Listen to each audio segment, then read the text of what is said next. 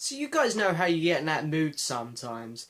You know, sometimes you're not really too into an artist, and then all of a sudden you'll do something.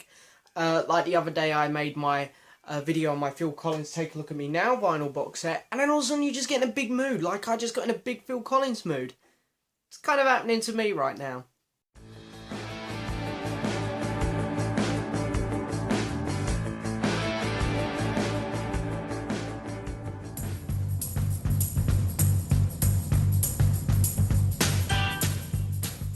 So hello and yes, welcome back to another album review.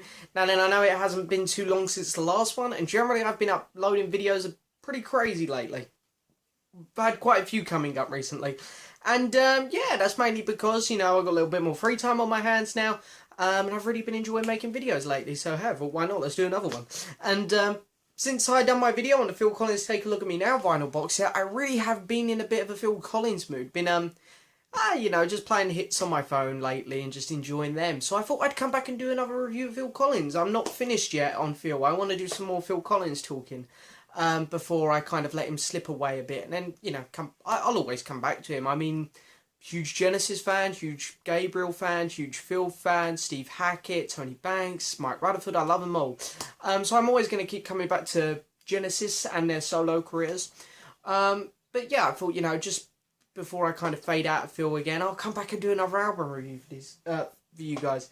And I thought, you know, I have reviewed Face Value, and I thought it only makes sense to go in with his second album now, Hello, I Must Be Going. So yeah, in this album review, what I'm going to do is I'm going to give you a bit of information on the album. We're going to go over each track individually and mark them out of 10.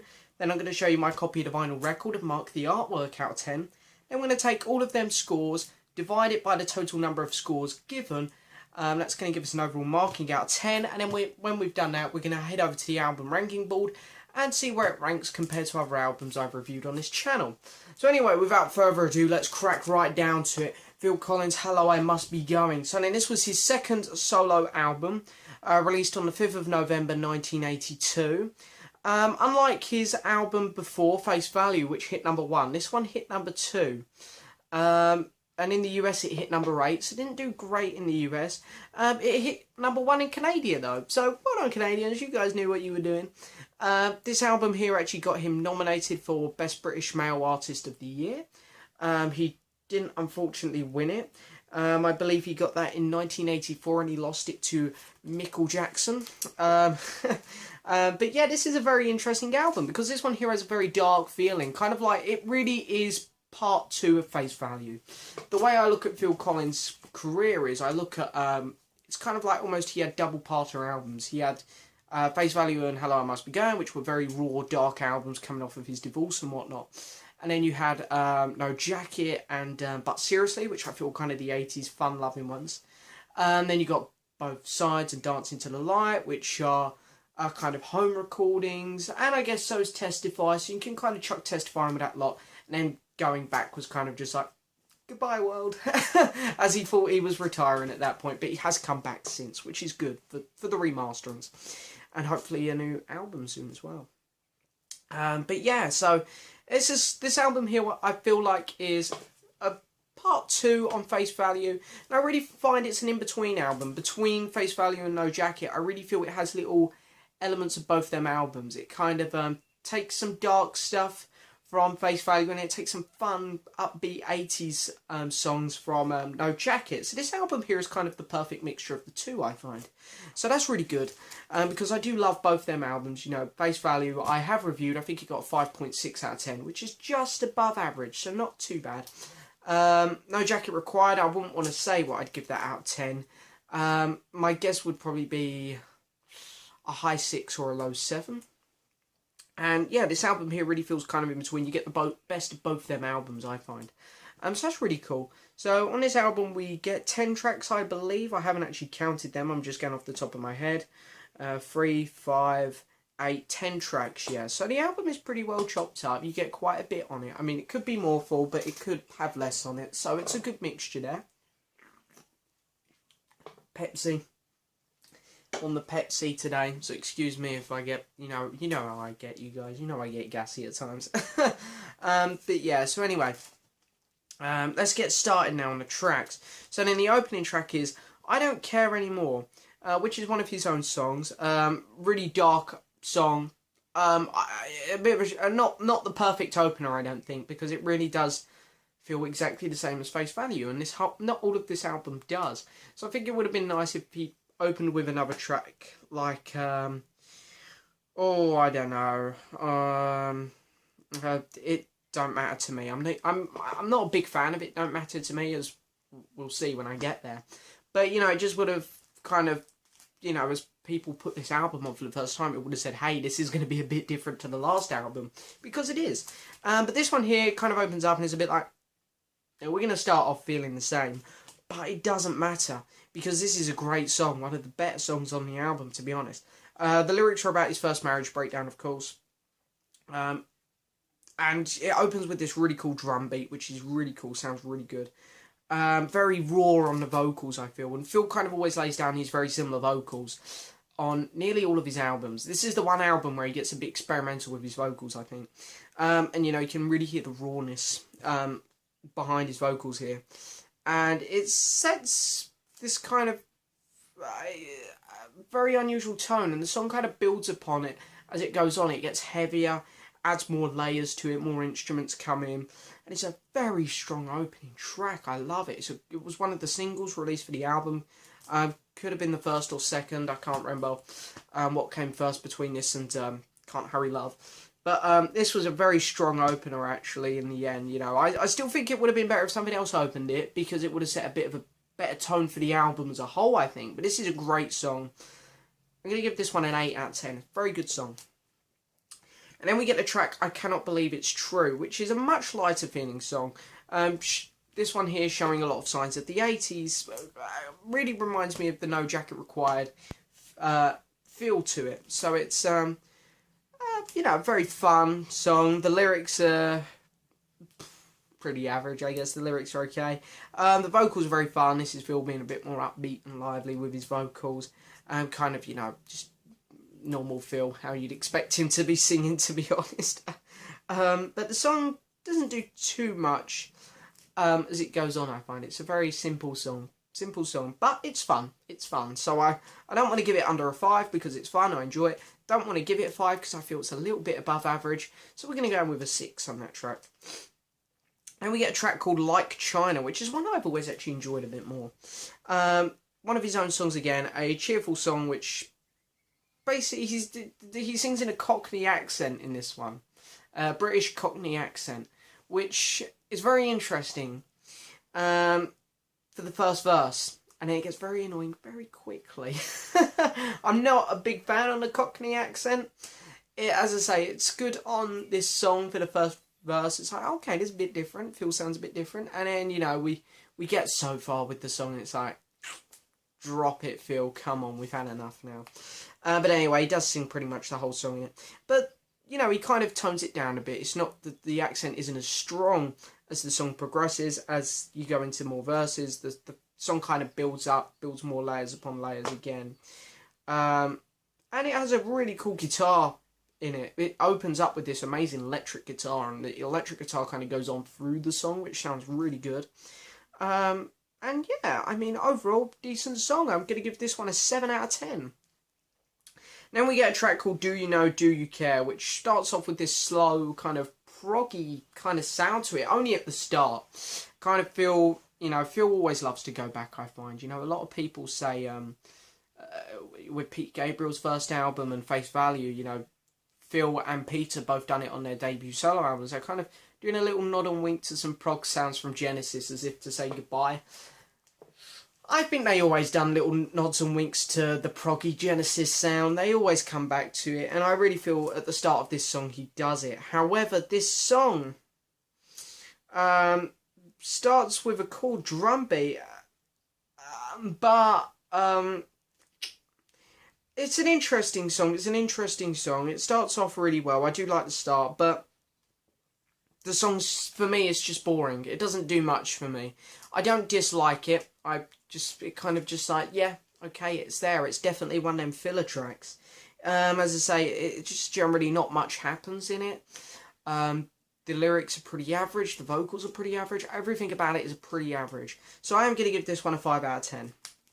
And of course we get the smash hit single You Can't Hurry Love, which was originally recorded in 1966 by the Supremes, and this was Phil Collins' first #1 single. Well, hey, well done, Phil, well done. And of course there is the 12-inch there in the background for you guys who are interested. And yeah, I mean, it's a fun, catchy song. I mean, who hasn't heard this track? Everyone can, people who don't know this album too well, who are watching this video, I'm sure you all know this song. I mean, come on, it's played on the radio like 24/7, played at parties even today, all the time. It's a fun song, has a great drum beat to it. The vocals are brilliant. I love the chorus. The backing vocals on this are amazing. I love the Phil's kind of double vocals on this, and actually on the picture sleeve here you can kind of see that you know, Phil's actually kind of in this picture kind of showing that process. You know, you've got Phil singing there, and then you've got 2 other pictures of Phil here at the back also singing as well, so you can tell that Phil doubled up on the chorus and the backing vocals on this one, but it sounds fantastic. It's really good. I'm going to give this track an 8 out of 10. Really good. One of the highlights of the 80s. You know, one of them classic 80s songs there, I think. And then we move on to... Is it side 2 now? Yep, it's side 2 now. We get a track called It Don't Matter To Me, which I mentioned earlier in the video, which is one of them 80s fun-loving songs again, really. Obviously not as good as You Can't Hurry Love, but very feel-good, fun-loving song. This song here actually reminds me a lot, and you guys will have to let me know in the comments if you agree, because I really think it sounds almost, you know, like the notes are almost identical, just at a different pace, different speed. It feels very much like an early take of Sussudio. It really does. So, you know, you guys can spin it quickly while this video is playing and let me know in the comments below, because I'd be interested to see if anyone agrees with me, because it really sounds like a very early version of Sussudio. You can see, I think Sussudio was kind of built upon a similar structure to what this song was. But it's got brilliant vocals on it, pretty fun song overall. It doesn't get me super excited, so but I don't dislike it, it's fun. I'm going to give this track a 6 out of 10. Pretty good song. And then we get Through These Walls, which is a really interesting song. The lyrics on this one are very weird. It's basically about Phil listening in through a neighbour's wall while this neighbour is having unseemly sexual activities. It's a very weird concept for a song. And you think, okay, so basically Phil's listening in on his neighbour having sex. Boom. There we go. That is the concept of the song. But, you know, to be honest, let's forget about the lyrics here, and it's actually quite a good song. I like it. It's a slow start, which reminds me of In the Air Tonight. Good vocals, very creative, I think, in the way the song is built. It's a very experimental, creative song for Phil. And, you know, I love Phil. He always makes these very polished, great sounding 80s songs. That is Phil. Polished 80s great songs. This one's a bit experimental and a bit different for him, so I really admire him for doing this song. Very good song. I'm going to give this one a 7 out of 10. It's a good one.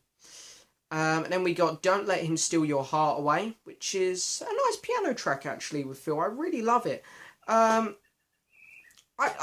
know, it's just I don't really know what to say about this one. It's just quite a fun track, really. The first verse is great. I love the first verse, I guess. You know, that's fun.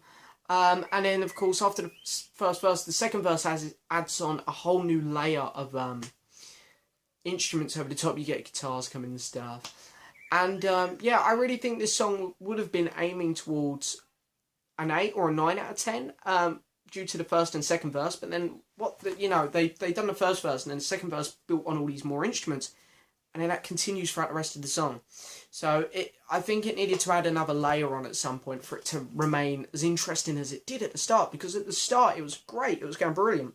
I like this song, so I'm going to give it a 7. But I think that one was a little bit of a missed opportunity. I think that one there could have been a little bit better than what it was. But it was still a good song. So then we get an instrumental track called The West Side. Did everyone just think of Ali G then? Because I did. But cool drum beat opening. I like it. It's a good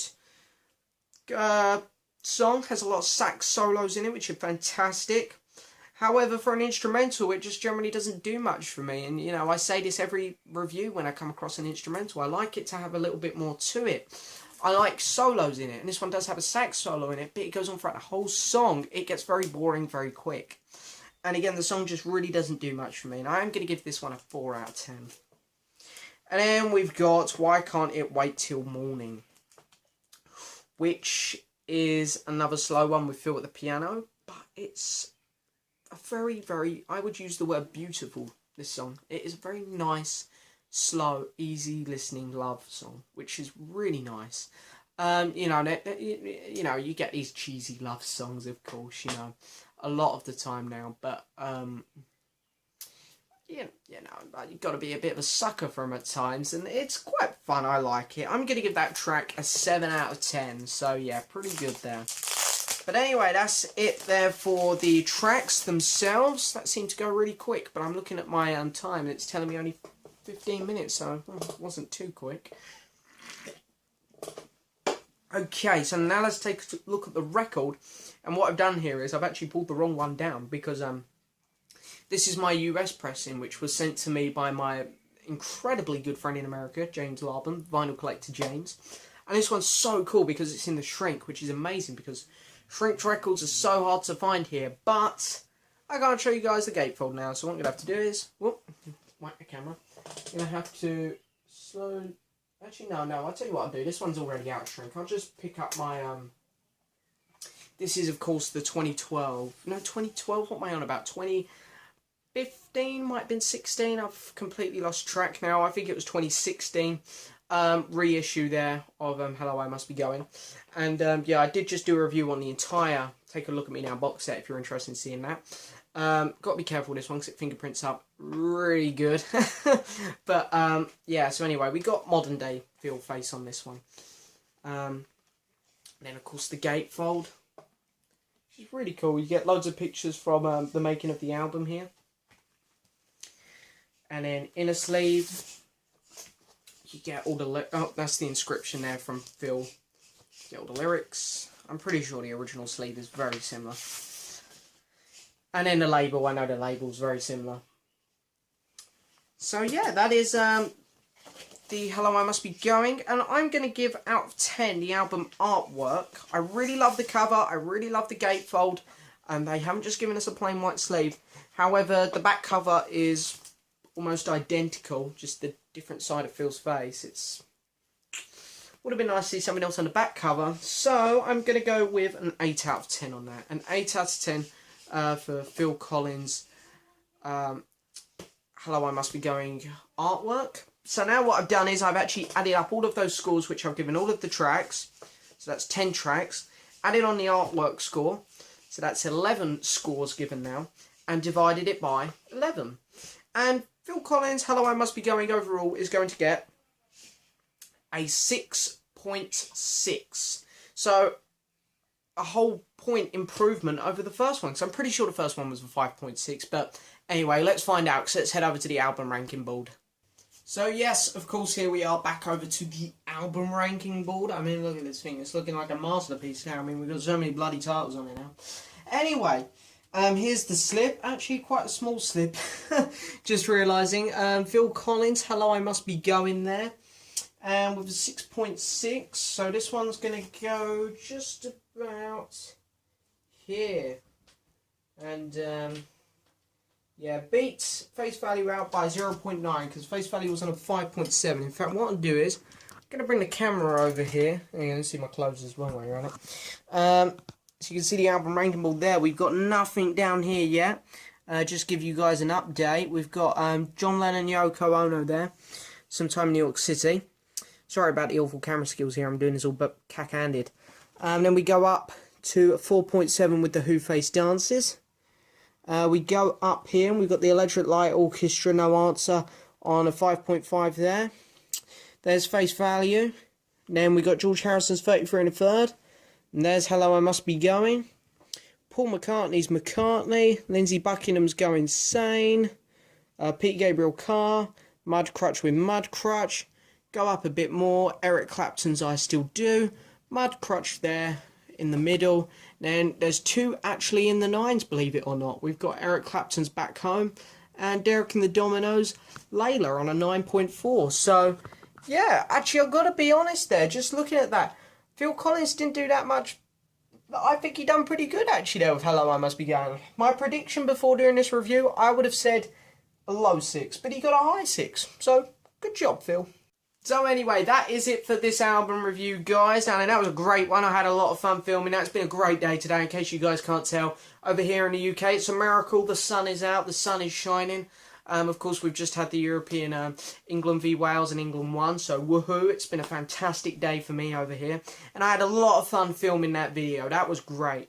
So anyway, 6.6 for Phil Collins, Hello, I Must Be Going. That was really fun. Second album done by Phil now, and hopefully, I don't know how long did it take. When did I do Face Value? I mean, that was a good 4 months ago, I think. So in about roughly same time, we'll probably head back and do No Jacket, and we'll see where that one lands on the album ranking board as well. And maybe it'll do a bit better than this, maybe it'll do a bit worse, but we'll find out when we get there. Next album review up, I'm thinking, will probably be Paul McCartney's Ram, as I have been promising that for a while now. But other than that, that is it for this video, guys. I hope you have all enjoyed it.